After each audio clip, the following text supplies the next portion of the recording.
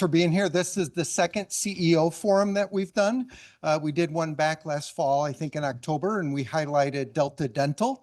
And we're ecstatic to spotlight Blue Cross Blue Shield of Minnesota today. I'm Myron Marcotte. My day job's with an organization called Protivity. I'm the chair of the NACD Minnesota chapter. And so we're excited to have all of you join us today.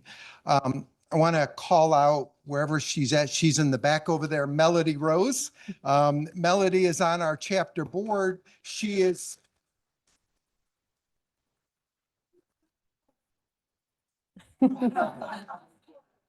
Maybe for the folks online, you should come up here and Okay, just kidding.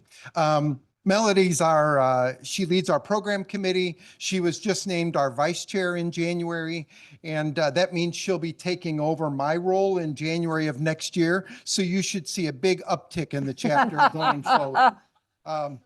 But in addition, Melody is the president of Frederickson, and they are hosting us today in their beautiful facility. So thanks again, Melody, to you and your team. I want to also call out Shannon Lemon, who's not here today. She's our executive director for the chapter. Hopefully many of you have met her. She's on a number of boards herself, and one of her boards has a special board meeting right now. And so she can't be here, but we are fortunate to have Jill and Sherry here, who are part of our chapter staff as well. They do so many great things for us. We couldn't do what we do without the two of them, so thank you to both of you. We have many of our board members here from our local chapter. If you're a chapter board member, raise your hand. Okay, they're scattered around. Thanks to all of you for being here. One of our newest board members who joined us in January is Teddy Beckley, who is the Chief Technology Officer at Land O'Lakes and who's on the board of Blue Cross Blue Shield of Minnesota. And Teddy is the one that made the connection that led to today's program. I think he's coming. He may be on his way. We'll see. But thanks to Teddy, he's a terrific board member already.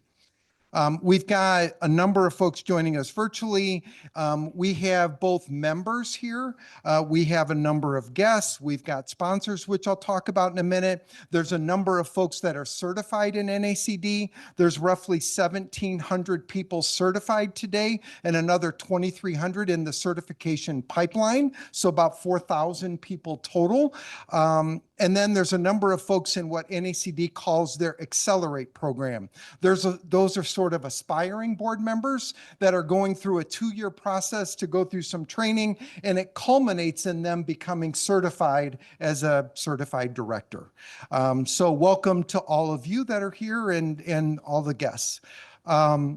We have NACD overall, its mission is focused on corporate governance and elevating board performance, director performance in the boardroom. NACD overall has 23,000 members.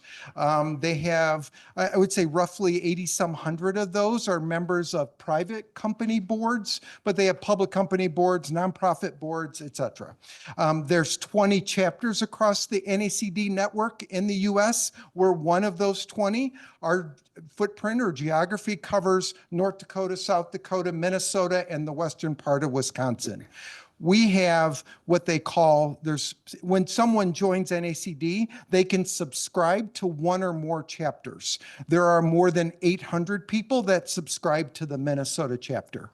And roughly 100 of those are individual members. So they pay the annual fee themselves to be a member of NACD. That gives them access to thought leadership and programming and conferences and things like that, both local programming and national.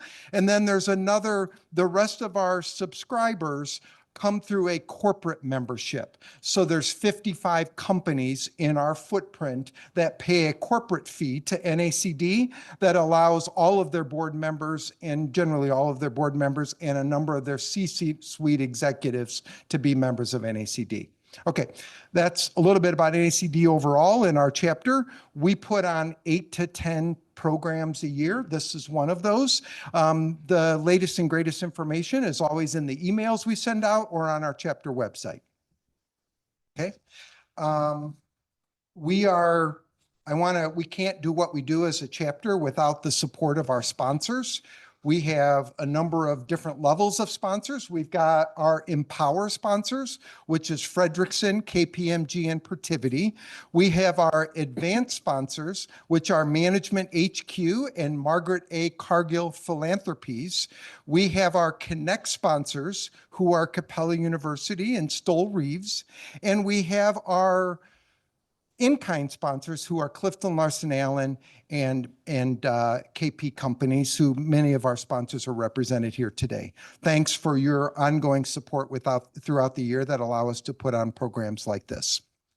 Okay, for lawyers in the room or online, we are offering 1 CLE credit for today's program. So if you're in person, hopefully you signed the sign-up sheet outside. If you're online, please put your name in the chat and that you need CLE credit, and we'll make sure that happens. So I think I've got all the housekeeping things out of the way. Jerry and Jill, keep me honest. So with that, let me move on. Let's move on with today's program. Once again, we're excited that we have Blue Cross Blue Shield of Minnesota here to be our spotlight. We have Dana Erickson, who is their president and CEO. So thank you, Dana. We have Pam Moret, who is their board chair. And the program will be moderated today by Barbara Butts-Williams, who's on our local chapter board, on many other boards. I think everyone in town knows Barbara. That's true. We will be later in the program. We'll take questions. We'll pass around a mic so the folks online can hear the questions. If you have a question online, or if you're dialing in virtually, feel free to put your question in the chat, and we'll monitor that throughout the program. Okay, enough of me. With that, Barbara, over to you. Thank you, Myron, and thank you all for being here. I'm Barbara Butts-Williams, and I am going to moderate this session today with both Dana and Pam. I am on the board of Allina Health System, Home Federal Savings Bank out of Rochester. And as you heard, I'm also on the board here of NACD local chapter. I am delighted to just be here with all of you who are here in person and those of you who are virtual. Thank you for joining us. This is going to be just a wonderful, wonderful conversation. It is really about the disruption that we're seeing right now throughout our ecosystem. Doesn't matter which industry you're in, the disruption is there. And so this conversation today is an important conversation for us to have. And we couldn't, again, be more delighted to have both of you here with us, Dana and Pam. Our process today, we will start with question and answers that both Dana and Pam are prepared to share their insights and their experience with us on. And then at the end, we'll do a Q&A with your questions. So I encourage you to write your questions down, and at the end, we'll collect those and we'll respond to those. And so with that, we're going to get started. But before we do that, I'm going to ask each one of you to introduce yourselves to the audience and introduce yourself in a way that gives us a perspective of why you're here today in the seat that you're in as it relates to governance. Go ahead. You want me to start? Okay, great. That's my board chair telling me to start. So I'm starting. That's a good start. That's right. So again, Dana Erickson, again, thank you to NACD and Frederickson for hosting us today. We're happy to be here, and I think it'll be hopefully a great conversation for you. And I know the title said Candid Conversation, so we'll certainly seek to do that. So just a bit about my background. I've been at Blue Cross a little over 9 years now, about 2.5 years in the CEO role. So I had the opportunity to spend several years at Blue Cross before stepping into this role. By background, I'm a nurse, actually. Initially worked on the provider side, hands-on, in the hospitals in lots of different settings in my career, but always was very intrigued by the business aspect of healthcare. Barbara, to your point, I don't know if there's any industry as complicated in many ways as healthcare. And very early on, I was very curious about all the different aspects, and so moved over to the business or administrative side of the house. Spent several years in different roles at United Health Group and Optum. Also did a stint in public health here in the Twin Cities metro area, which I will say I'm so grateful for that experience that I had in serving different populations and seeing the needs here of people in Minnesota. So I would say that, how am I here today from this perspective as the president and CEO? certainly culmination of many years of experience and work. Very humbled on a daily basis and grateful for the opportunity to represent an organization with as many years in Minnesota, but serving the community most importantly. We're the only health plan in the state that's in all 87 counties. And so that brings challenges, right, on a lot of different areas. So very excited about the opportunity. Have a great team that supports me, a great board that supports me and the work that we do. And truly it's the collective of that makes what we do as Blue Cross possible. Thank you.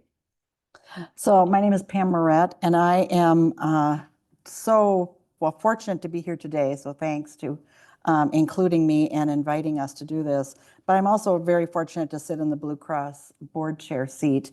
My background, I started out as a lawyer. I often refer to myself as a recovering lawyer, and practiced law both in what is now Stinson Leonard for several years before moving to what was then IDS and became IDS American Express.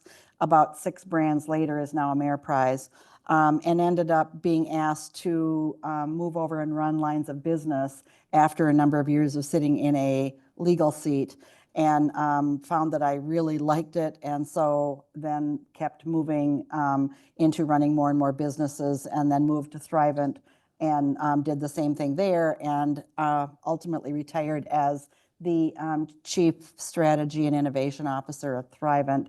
But by then I'd already figured out that I really like serving on boards. So I got in this seat after thinking hard about what did it take to be a good board member, and thinking hard about the kinds of qualities that would make me a good lateral leader, which is how I think about being on a board. Because you're not really in charge of anything on a board. You're in charge of yourself, and you're, of course, have a lot of fiduciary duties and stuff, but you don't really have a lot of direct authority the way you do in the earlier days of your career. So learning how to be a good lateral leader is a very different experience for a lot of people, and some people don't make that transition very well. And so it is, I think, a learned skill to really understand how to be influential on a board, and then being selected as a board chair means you get to be a lateral leader with maybe an asterisk by your name, but that's the only reason that you're actually sitting. Your vote is still one vote, just like everybody else's. And it's a really interesting, very different experience from being an executive in a business. Thank you very much. Now you can see why we have these 2 amazing leaders engaged in this conversation with us. You know, as you both were talking, it just reminded me of something that I always heard when I first attempted to get into this board role work. And that was nose in, fingers out. It's a great phrase. And I've been reflecting on that a lot lately as I think about all that's going on in the world and how much we need to know as board members and what we don't need to know, right? So I'm going to lean toward you, Dana, as a president and a CEO and someone who's been on the operations side and been in those strong executive leadership roles. What is your perspective on board governance, and how has your thinking evolved? Great question. And I think that the first thing I shared, I've been with Blue Cross over 9 years, 2.5 years in the CEO role. And prior to stepping into the CEO role, I certainly had exposure to the board. They knew who I was. And I probably thought that I really knew how best to work with the board. And then you get into the CEO role and you realize it's very different and it's very important.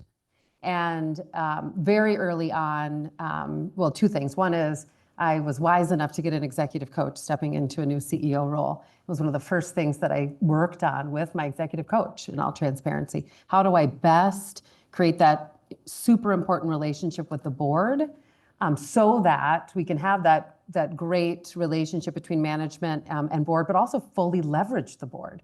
The last thing I want to do either is to have a board where I'm not utilizing all of their expertise, skills, and passions. So that was an evolution just by exposure. And I would say, you know, a realization stepping into the CEO role that it's different. It's different than I thought.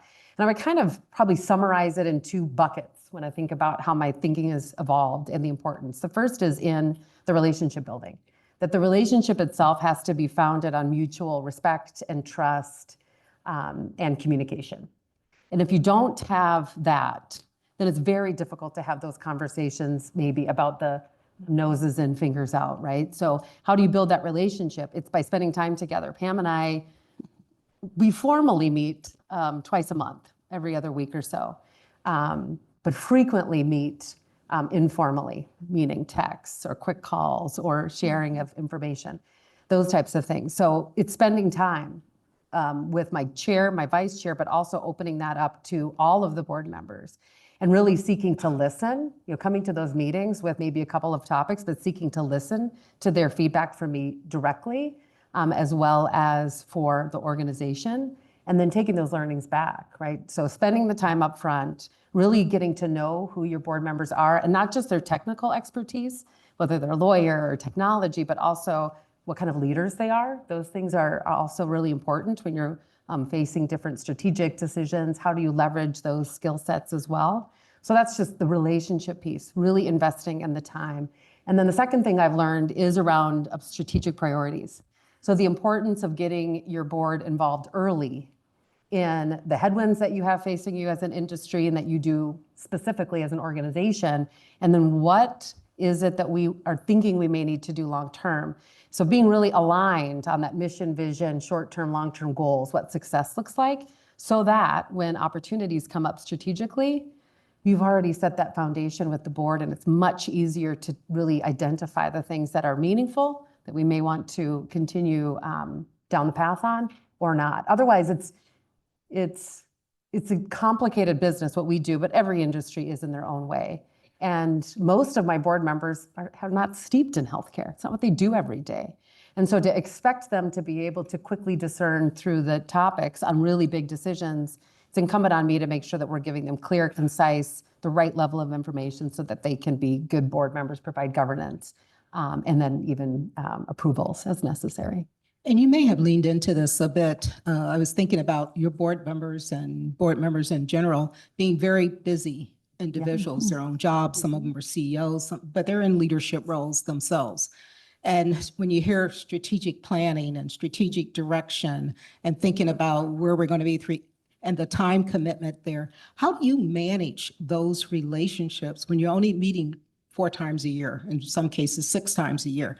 How do you manage that relationship building to ensure you're getting the input that you need for your strategic direction and your strategic plan?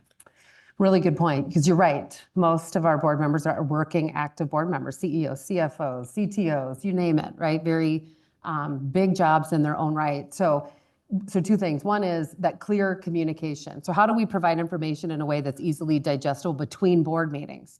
So when I stepped into the role, that was one of the first things I worked on with the team. How do we create communication that as a board member, you just know where to go, right? Not reams of things, just a couple of slides, right? Point the board to the right areas to lean into. So really being very thoughtful about how we communicate between board meetings. Then secondarily, I reached out, my first year I spent actually, and I'm looking at a couple board members here, really seeking to do one-on-ones and realizing the busyness. So, but offering that up, being available when any board member reaches out to me, texts me, or wants to set up time, finding that 5-10 minutes. And if you have the relationship you've built, that's really all you need to quickly get input. And so I would say between board communication is critical so that people can stay up to speed, but on their own time. And then just being open and offering those opportunities to meet with any board member as they have feedback or questions. Pam, you play a very important role here in supporting the CEO. How do you do that and ensure that the board is engaged at the right level? Yeah, thank you. I think it's a great question. And Dana has covered, I think, some of the biggest points. I'll punctuate a couple of things. I think the first one is that point about board members actually have other things that they think about. And so the way I colloquially talk about this is when we last left our heroes, they were doing something entirely different, and they were not paying any attention to you in the interim. And now you are trying to get them to dive back into something, usually very complicated. And so sometimes if you live it every day, you just assume everybody is coming along on the train. Well, they're not on the train. They were on a totally different train going someplace else. And so from a communication and materials perspective, making sure that you're thinking that when we last left them, we were talking about this, they've now completely forgotten everything, and you need to bring them back with summaries. It needs to be pithy, it needs to be short, it needs to be helpful. And it is amazing how often people struggle with that because they're the ones who've been living it and they assume the whole world has been living it with them. So it's it sounds small, but I can't tell you the number of times where I use that phrase. Well, when we last left our heroes, they were going someplace else. So you better figure out how to bring them along.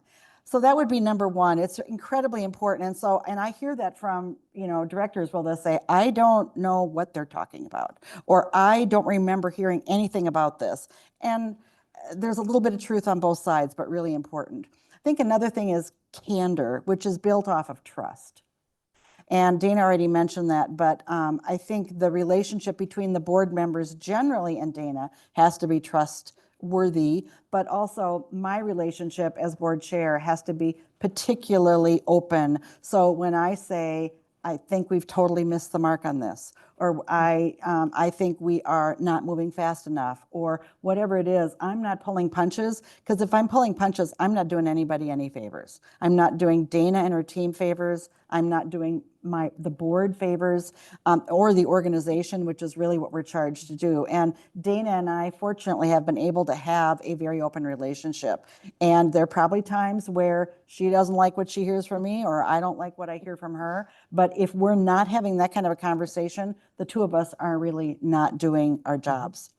And the last one is what I think you talked about, Barbara, which is the NIFO, nose in, fingers out. And I just think we have to keep asking that question all the time. So we have actually a whole committee we're asking that question about right now, which is the one that Teddy Beckley leads, which is our technology committee. And are we operating at the right level, or are we in the weeds too much? Is it too operational? Or is because we have made some major technology changes and AI is an active part of what we're doing?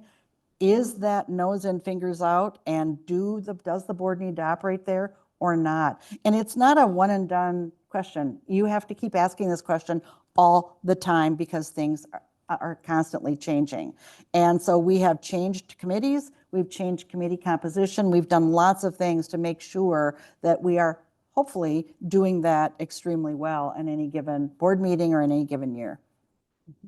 Pam, what role and it sounds like you're establishing a culture, a board, a way of doing things that's consistent. What role does culture play in ensuring that you're getting the results that you want in terms of the behaviors from the board? I think in general, board cultures mirror the culture of the organization usually, because they are looking for people who are able to help lead in a certain kind of organization. So I have served on a number of different boards, and those cultures have been very different. So some of them are much sort of sharper, tougher, abrupt kind of cultures, which can be incredibly effective, by the way. But that's not as often a Minnesota culture. And but I have one in Philly that certainly fits that bill from time to time. And if you've ever watched Philly sports teams lose, you'll know what I'm talking about.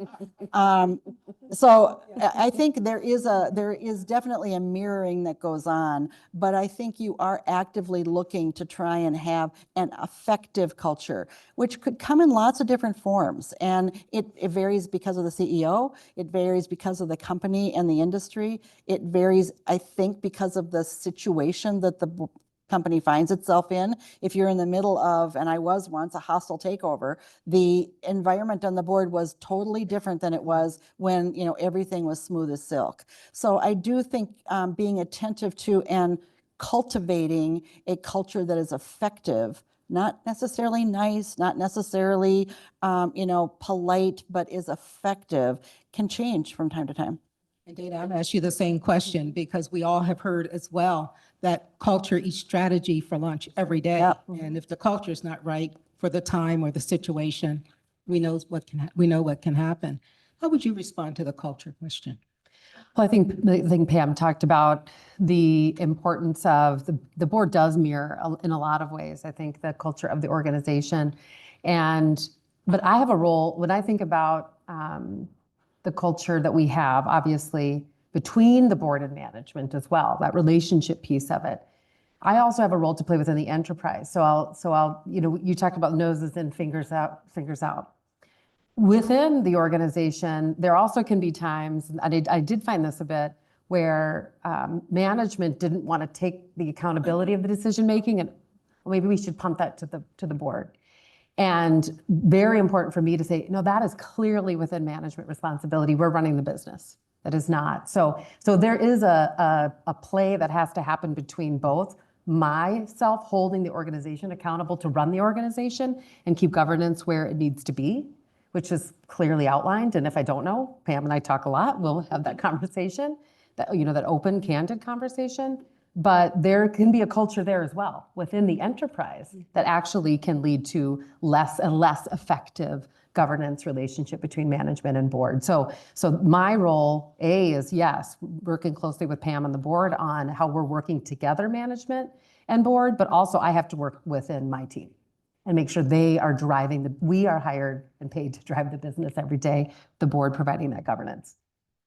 Could you give us a couple examples, what you can share about some strategies or things that you guys have had in place that you're really proud of, that you want to share in terms of how you had the board and management working together?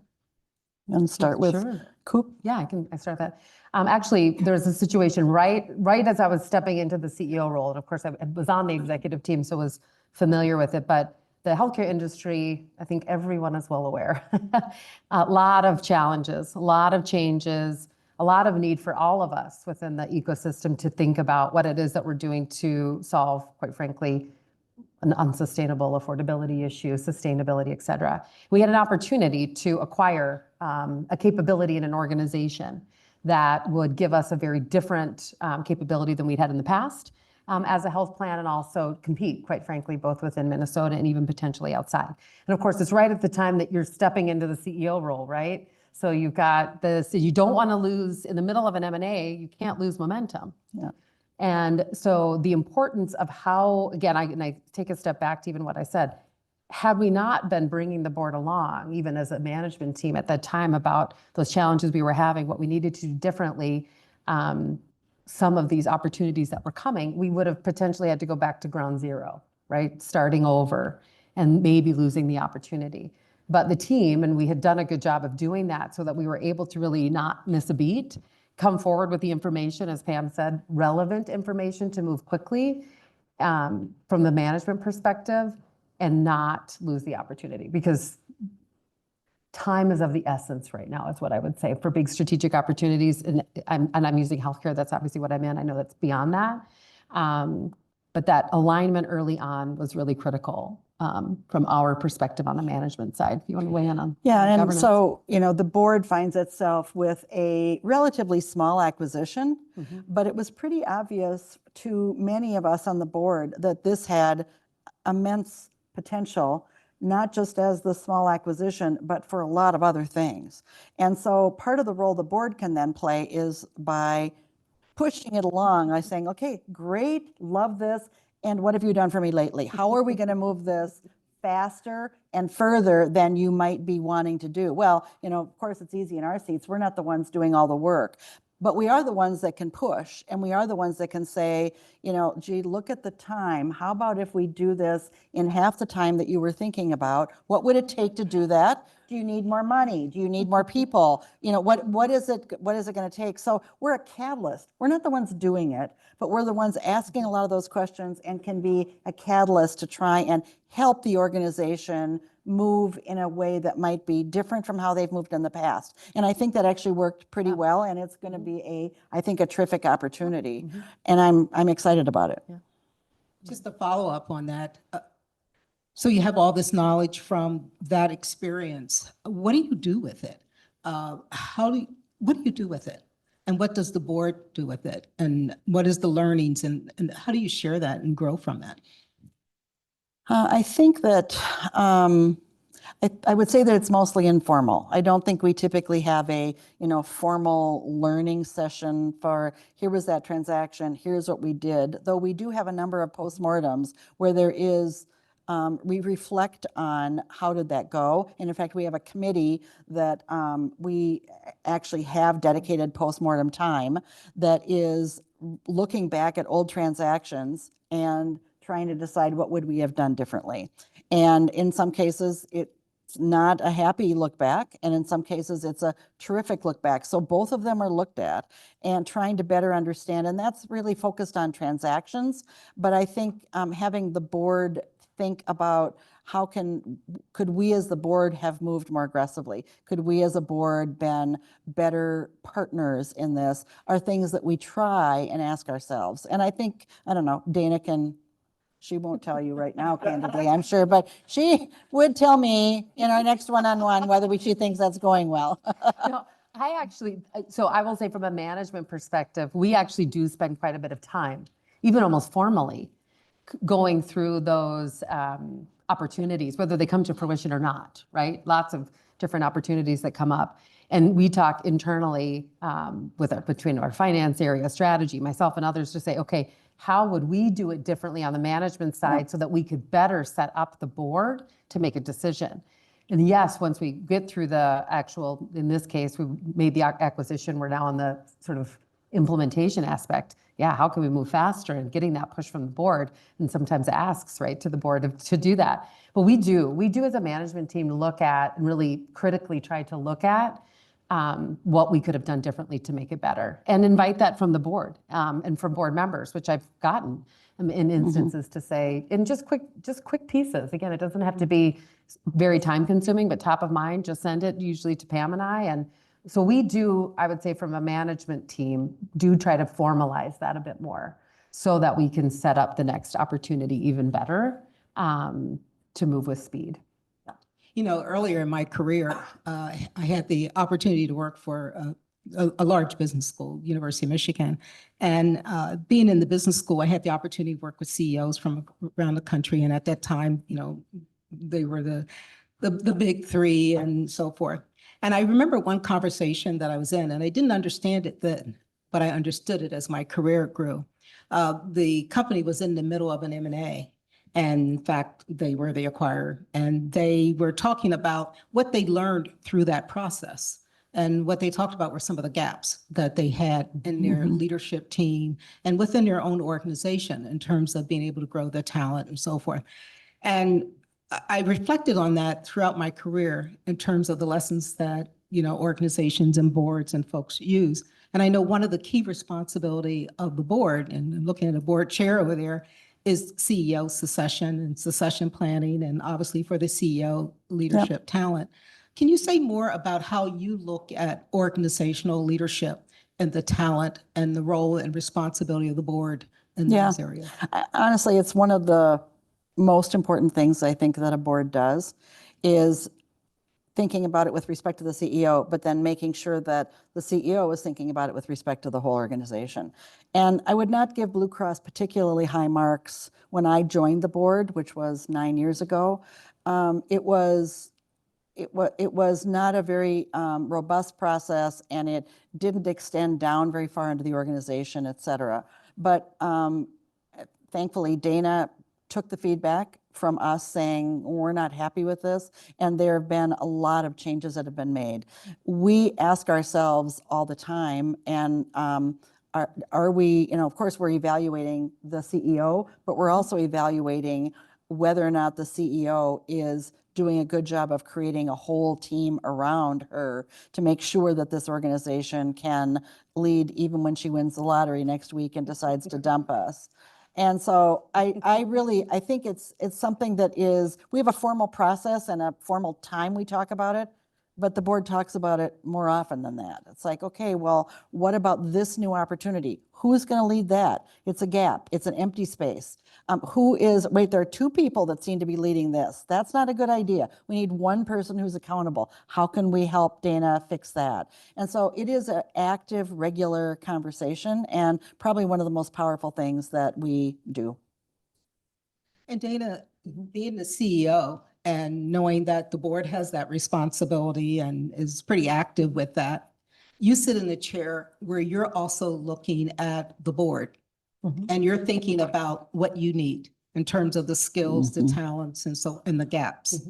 How do you manage all of that? And how do you have a conversation with either your non-gov chair and your chair? We actually do this annually. Yeah, we do. look at both from a committee perspective, so who's sitting on committees? Do we even have the right committees? To Pam's point, where we talk about, is this committee still driving the need that maybe it did at one point in time? And then what's the talent on that committee? And do we have bench there as well? So we have that. That's a formal process that we go through annually. Then as we're looking to see when board positions are coming open, and we're actually in this process right now, of having that conversation, where do we think we may need more depth because of what's coming? Maybe not what's here today, but what's coming from, whether it's a regulatory environment or again, a competitive environment. What is the skill set that we don't have, or maybe we don't have enough of, and that we need to then specifically recruit for? So I think we have a good, candid conversation about that, specifically from the board perspective. And I always feel like I have a voice in that at the table with the recruitment. Of course, our governance chair leads that work.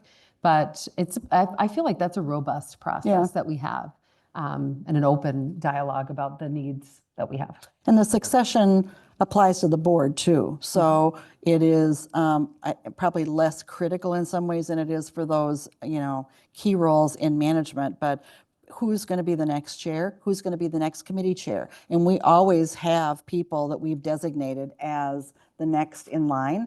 And then sometimes those people aren't appropriate for some reason. They just took on a giant role at work and they can't do it, or they are moving, or something happens. So we always have two.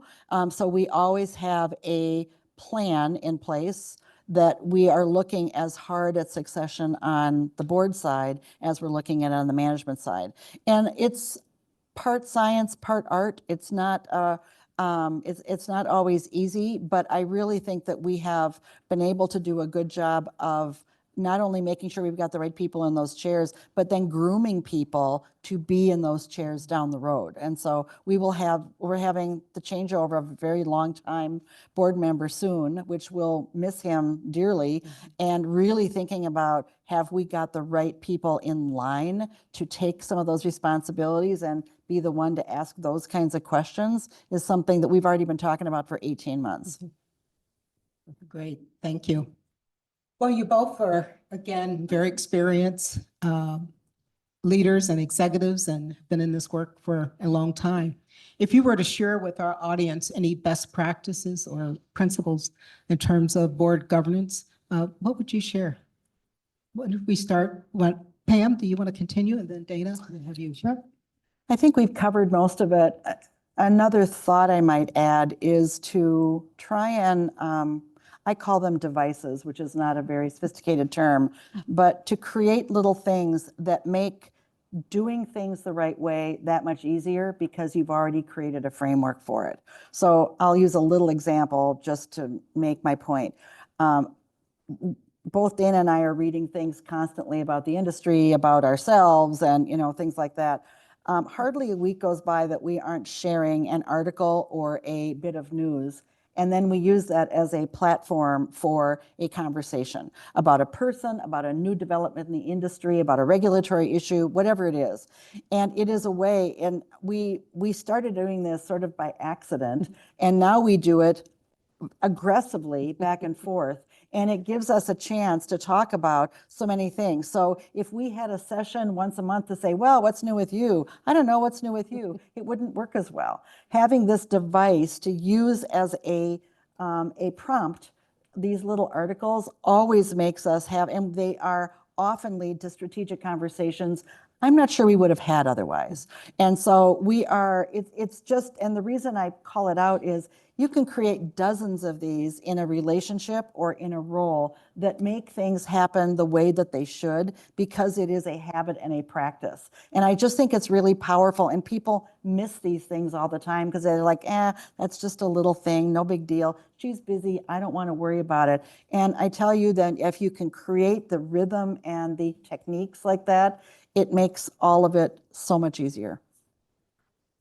And I would just add on to that before I'll share, but when we started, it really just was, we are both avid readers, so it's, shooting a news article through text. And what's great is that we do have that formal time set up where we know we can talk about it. And Pam gives me no need to respond, we'll talk next, right? Yeah. It's that she knows I'm busy, I know she's busy, but it creates that nugget. And sometimes we talk real time. We send it and say, got time to chat, Yeah. right? And then we'll pick up the phone for 10 minutes. So, but why does that work? Because we spend time on the relationship. So Right. the one thing I would, again, for a CEO, new stepping in the role or just new board or in general, it does go back to intentional time. The internal pull, as I call it, the internal gravity of an organization and everything that I could be doing on a daily basis, whether it's internally or externally or speaking or my boards that I sit on, very easily can take up all of your time. And so just like any relationship that's meaningful to you, you have to be intentional about spending time, meaningful time, and with honest feedback, good candor, seeking feedback, and then acting on that, having good conversations. So be intentional is the one thing I would say to a leader that is seeking to maintain or improve relationship with the board for that governance, is be intentional about fostering it. And then that will pay off in spades. Thank you very much. That was very insightful and certainly speaks to the authenticity of your relationship as well. We're going to turn to the audience now, and I think we have some questions. And Melanie?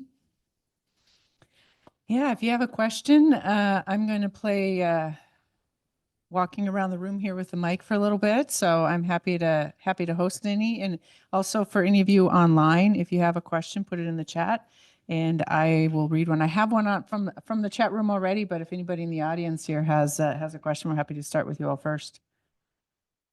Seeing no hands. Oh, you got one. Awesome. My name is Alan Hill, and I serve on the board of Eagle Group of Minnesota Veterans. And I appreciate your time here. I appreciate your perspective. I do have a question about you didn't call it triggers, but those tools that prompt critical thinking in an intentional way. That's something that I've been thinking about might help our board get more focused on setting the strategic vision and strategic direction for where we want to go as a board. And I'm wondering, what advice would you give me to help get my board started on those types of intentional tools? It's a great question. I think that if what you're looking for, the way Dana and I are using it is as a prompt as between the two of us. But I think that it could also apply to a bigger group.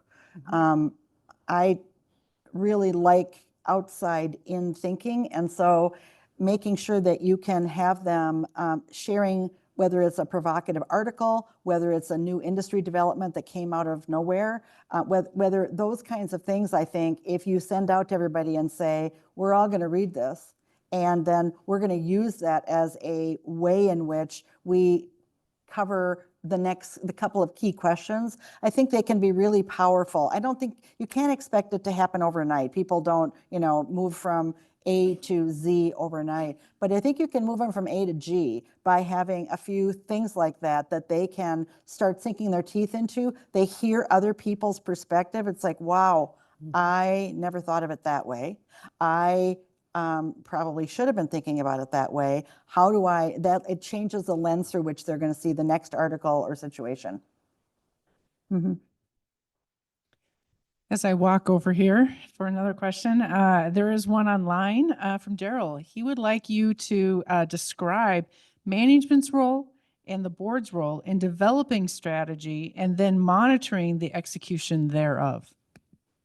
You want to start? Yeah. Sure, yeah, I can. So I talked a bit about how do we get the board involved upstream in the strategic planning process, and really thinking about what are those different macro trends that are impacting. So what we do, we do spend a lot of time internally. We certainly view our role as management's role. I should be clear for those online who's speaking, but management's role is around collecting all of that data, synthesizing that data, putting it against how we're performing ourselves, how are we viewing that information. So we get it into a workable package, if you will. So bringing it to the board for a more focused strategic conversation is what I would say. So we do a significant amount of work up front, as we should be doing all of the time, frankly, to understand what those threats are to our organization, where we have opportunities, where we actually may be ahead of the competition, but then bringing it forward to say, okay, here's the 3 paths we may go down. Let's have a conversation about that. And that's where then I think the depth of experience, the different expertise, leadership even, qualities within the board really comes out, because they bring those different viewpoints that we just, again, because we're in healthcare every day, all day, and they're not, oftentimes different industries that are adjacent, they bring, to Pam's point, it's oh wow, I hadn't thought about it that way. So that allows us then to take that feedback through those strategic sessions, but we've done some homework up front, brought that to them, and then we can go back and actually hear those opportunities. It's our role to be out there finding the opportunities and then implementing the strategy itself. Now, oversight of what we tried to do, and then Pam, you can certainly jump in there, but is create high enough level dashboards, right? Or ways of monitoring it that, again, are appropriate from a governance perspective. Are we hitting those key milestones? Are we hitting the success metrics that we put forward? We should know, obviously, before we're implementing, whether it's a 1-year strategic plan and then farther out or even aspirational, what does success look like? And are we on track or not? So creating those, I call them placemats type of views, high level, for the board consistently when we meet in person or between board meetings to provide that level of visibility. But Yeah, Pam, I'll let you jump And in. management is doing 80% of the work on a strategy, right? They live it, they are breathing it, they're the ones doing at least 80%. And what I often call the role of the board is like you're tempering. If you've heard of the phrase tempering steel, you're trying to strengthen it. You're trying to look and see, is there any weakness? Is this consistent with my understanding? Do I think anybody will actually get what we're trying to do here? Is this realistic? Those are the kinds of things I think boards are asking, to take a strategy that's 80% there and making it sing and making it actually make sense. And so it is, I think when it works well, it's an incredibly good partnership. Hi, Shauna Smith-Baker here. My question is related to health disparities in organizational DEI efforts and how the board might be approaching those. I sit on a number of boards, and this is just a topic that I could use some support in thinking through. So the question, just to make sure I understand the question, the difference between the talk and the walk from a board perspective, is that what you're? Okay. What are the ways in which the board is talking about it? Because to me, it fits into the affordability piece, but also to the mission. Yeah. And so how's the board looking at that? And then how are you working with management on that? Yeah. Well, I'll start because you're asking it really from a board perspective, but honestly, it starts with having a management team that is serious about it, that it's not window dressing, and that they are working very hard to bring that to life. If that isn't there, it almost doesn't matter what the board is doing, right? I mean, we're not running the organization. But when you have that partnership with a management team that is taking it seriously, then the board, I think, can be incredibly helpful in asking for more measures, asking for more and more evidence of progress, asking what's getting in the way, asking, of course, we have to look inward and ask this question of ourselves. So I'm delighted that we have had quite a diverse board for a long time at Blue Cross. So that's not a new thing for us, but I think it is, we've certainly lifted it up as the outcome of racism is a public health emergency in our city and in our state and in our country. And so if we aren't serious about it, we aren't doing our job as a major public health institution. And so that is how we actually talk about it at the board level, and that's how we hear management talking about it. Are we perfect? Absolutely not. And we have gotten much better at our skill set by doing board training. We devoted the whole last year to board training on diversity. And it was a whole new way of doing it and incredibly powerful. I'm grateful to our head of HR for bringing that to us, really neurodiversity and training. But it doesn't happen if both sides of the equation aren't really rock solid on it and dead serious.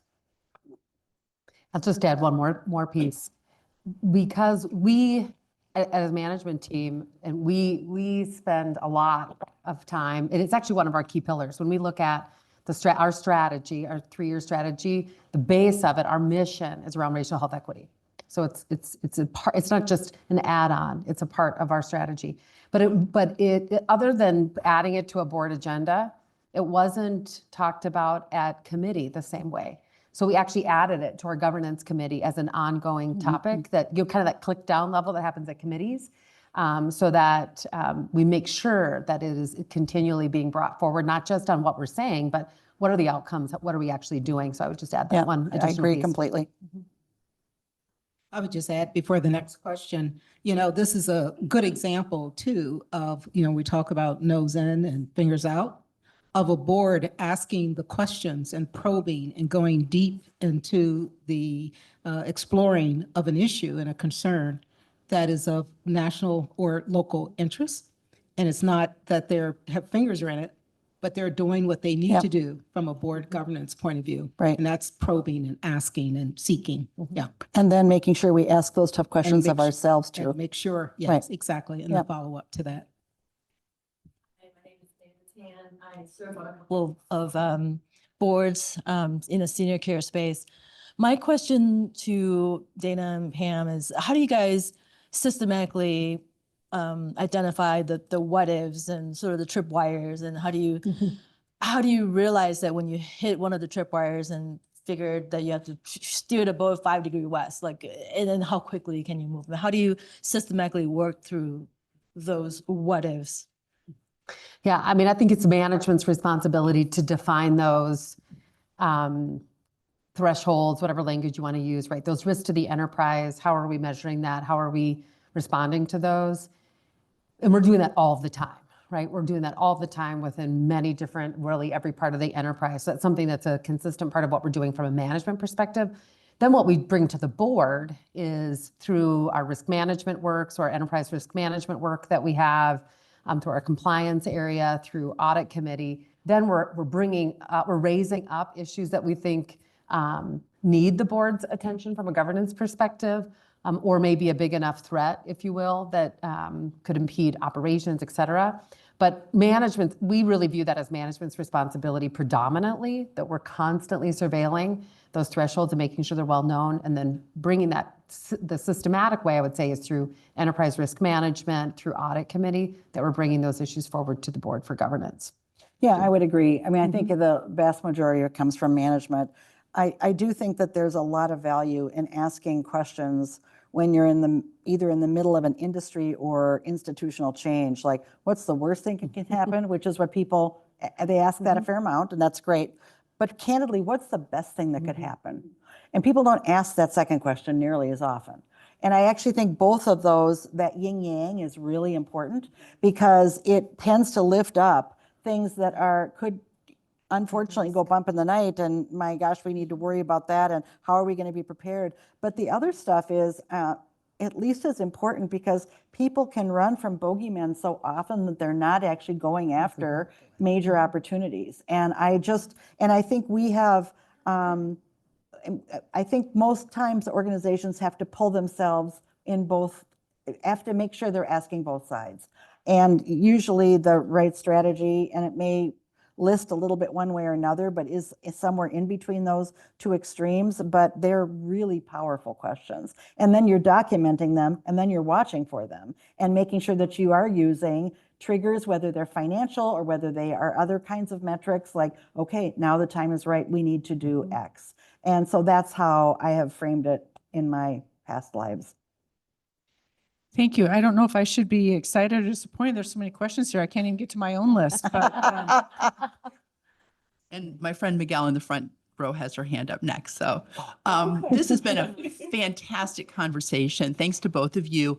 I want to go back, Pam, to I wrote down exactly what you said. Create devices to make best practices easier. There's so much in that phrase. Can you give us some other examples besides the sending the news articles back and forth that you found to be useful? Sure. I think another one is the annual conversation we have about committee structure. So embedded in that is succession, diversity, NIFO, as in nose in, fingers out. Do we have the right committees? Are we doing that right? I mean, we put all kinds of those kinds of questions in that single event that happens in June, May or June of every year. And so, and we structure it so that all of those things and those best practices we're talking about will automatically happen when we do that conversation. We're not hoping that it comes up sometime, but we make sure that the way the conversation is structured is a device so that all of these best practices are actually being talked about, as an example. So we could have a committee assignment meeting that didn't do those things, and we would still do our job. We would still have people on committees, and it would still probably be fine. But it's so much better when you intentionally embed those kinds of best practices inside something you have to do anyway. And so it's another example of something that to think about stuff that's already there, and how could you have that be so much more powerful than it would be otherwise. Yeah. Thank you. Miguel McMore, President and CEO of KP Companies, Executive Search. Also serve on a couple of boards. My quick question to you, Pam, this is for you, is how do you govern directors that are non-engaged?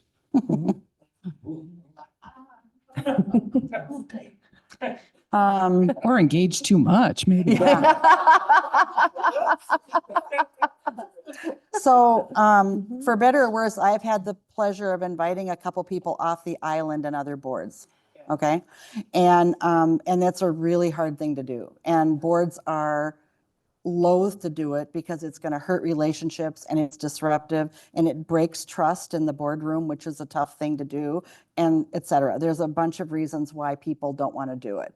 And for those of you who have direct reports and do performance management, you're doing performance management, and most people hate doing performance management, right?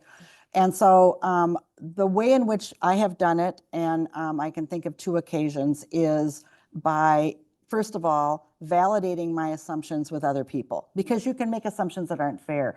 I could see somebody and they're looking at photos on their computer in the board meeting, and I'm like, good Lord. And then I realized that actually, something else is going on in their life that they are trying to respond to. And I hear that from another director, and it's like, okay, well, you were leaping to the wrong conclusion. That was dumb. Make sure that you validate. But if you validate with other directors that you've got somebody who is really not engaged, or they're just not into it for whatever reason, you need to make sure that you have evidence. And I don't mean that in a legal context. I mean, it just needs to be specific, and you need to have, and then you need to have a conversation with them. And I usually do it. I don't have those conversations very often.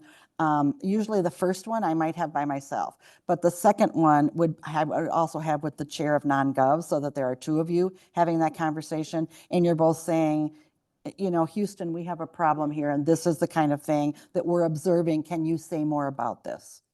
And I literally was on a board once where somebody was playing solitaire in their computer. I'm not kidding. And it was bad. And so, and I was not the chair at that point, but I actually brought it to the chair, and the chair didn't really feel, they weren't loving doing something about it. And I insisted that we had to do something about it, and gathered a few other directors together, and we ultimately did. It was delayed, but we ultimately did deal with it. So I think you've got to have a chair with the backbone to do it, number one, but you also have to go into it really knowing more about the situation than what a superficial observation might I'm telling you, because you could make some really unfortunate wrong conversations. And by the way, then if you learn that they're actually doing an okay job, you've still broken trust, even though they're still sitting on the board. So knowing what the heck you're talking about and really having evidence is super important. So we are about out of time, but I know we have a couple of questions. If you don't mind, like another minute. Okay, so online, there was a question from Dr. Hall. What skill sets are missing from your board or healthcare companies generally? And how, when you're trying to find the best fit, do you put culture into your review of board candidates? Gosh. You know, we have a, like I'm sure most boards do, a skills matrix that we use. And I use the word skills, but it's actually broader than that. So you're looking for people who have different functional skills, but also come from different kinds of industries, have had different kinds of roles, et cetera. And you can't possibly have everybody. So every board has gaps. We're only 12, 13 of us, however many there are, I should know the answer to that question. But anyway, there are, 12 of us sitting there. We're not going to cover the entire waterfront. So we have a whole priorities list of what are the things that are most critical. In our board, I think one of the things we're looking for right now is more greater Minnesota representation, because as Dana said earlier, we actually are in all 87 counties, and we have had greater Minnesota representation on many times, but right now, just because of the way the board has changed, we don't. So we're looking for that. Well, that's not really a skill, but it is an orientation, and it is a powerful voice in the room. And so that's an example of something. And I think there are a lot of boards that don't necessarily think about their constituents, and they think about the raw skills more than they think about a constituent view. And do you really have that kind of representation? So that would be one observation. So the one area I would and I think this is true of all healthcare, and we have one actually, Teddy, who I don't think is here, but the advancement in technology, and not just technology, but advanced analytics, AI, that whole space, it's evolving so fast, it's difficult for any one person in an organization. Yeah. And then for the governance of that and the importance of it, that's something we're talking about a lot right now. We are. But I just think in general, healthcare, I think the advancements are happening so fast. And do we have the right skill set, not only from a management team perspective, but also for governance of what can be a very exciting, and it is, area in healthcare, but also needs to be done responsibly. And it's a challenge when you think about the kind of experience you're looking for somebody on a board. Their hair might be my color hair, right? And so they probably didn't grow up doing AI, and they probably didn't, this is a new area. And so, and Dana and I were just talking about it, because I've just put the AI app on my phone, and I use AI for a number of things, but I guarantee you that that's not common. And so it is a challenge to find people with that level of the expertise and professionalism and experience that might make them a good board member, but they also are current on these kind of topics. That doesn't always sync. All right, well, last one, he promises. Okay. Just quickly, to get the board management culture that you're looking for, as a board chair or as a CEO, applies both ways. Do you have understandings or protocols with the directors about reaching out to management, individual people in management, and the same with respect to management reaching out to directors, and that's directly, personally, or using technology to do that? Are there We do. protocols or I would say understandings? that they are, they're probably soft protocols. I don't think they're hard protocols, but in general, we want any director who is reaching out to a member of management to copy the CEO so that Dana is not caught unawares. So if she's reaching out to the CFO, she knows that there's an active conversation going on there, and then can go either way if she wants to intervene.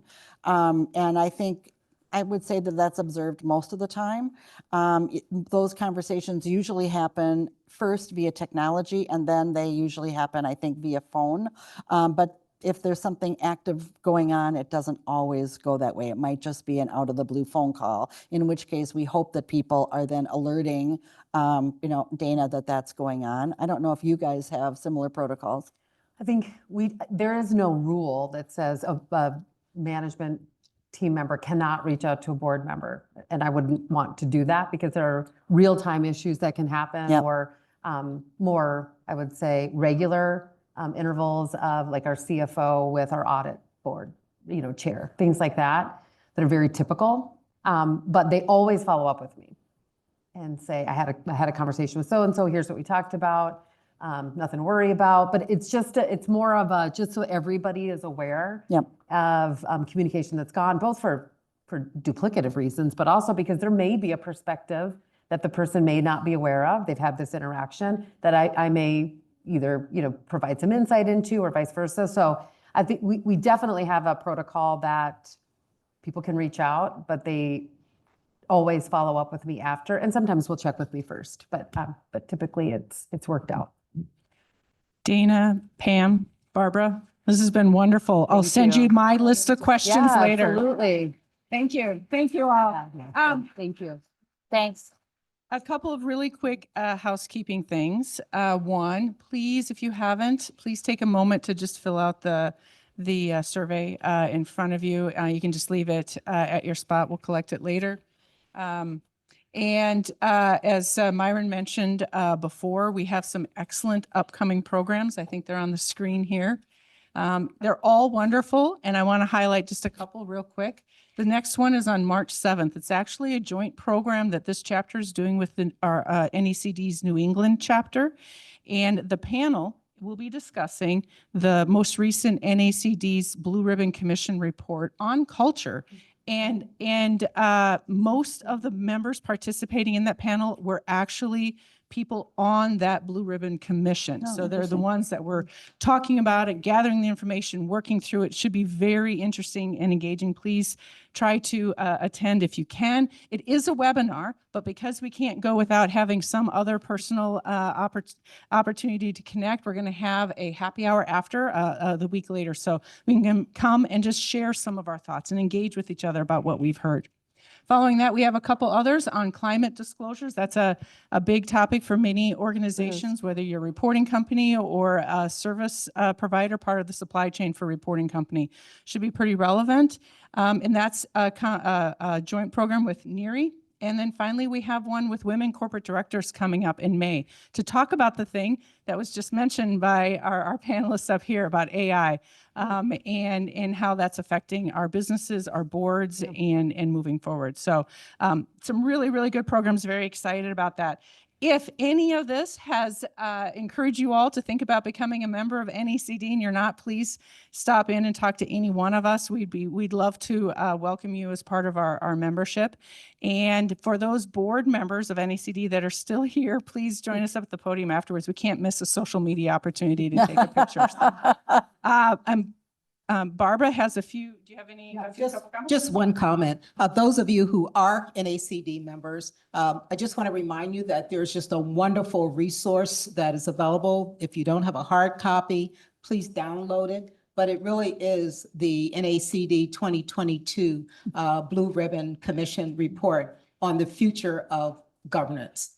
And as Melanie just mentioned, the 2023 Blue Ribbon Commission report on culture and its meaning for governance is also available. And you can download that also if you're a member. And so I just wanted to mention that. And I also want to say my personal thank you to Dana. Thank you. and Pam. Thank you. Wonderful. Thank you all for coming.